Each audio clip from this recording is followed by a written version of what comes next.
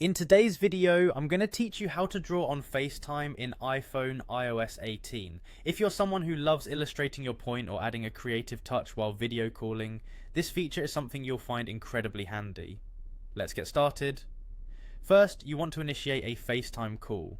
This is essentially the same as starting any regular FaceTime video call on your iPhone or iPad.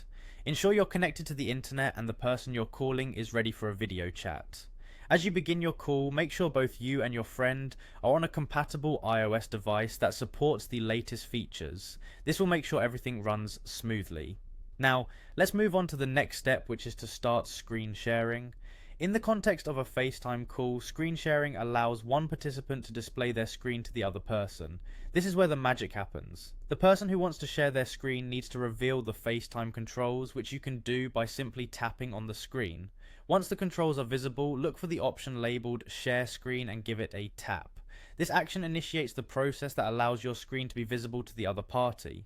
Once the screen sharing is active, you can jump into the creative part, tapping, drawing, or writing on the shared screen.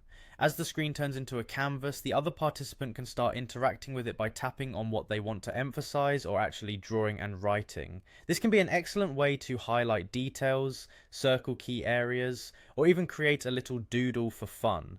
Remember, the feature is pretty intuitive, but it's always a good idea for the other participant to experiment a bit so that they become comfortable with how it feels to draw on the screen. And they'll need their finger or a stylus for more precise input. To enhance your experience, you might want to make sure you're using the updated hardware like the latest stylus that supports pressure sensitivity, if you have it. This can make a significant difference in the precision of your drawings, and there you have it, a simple way to add a touch of creativity to your FaceTime calls with iOS 18.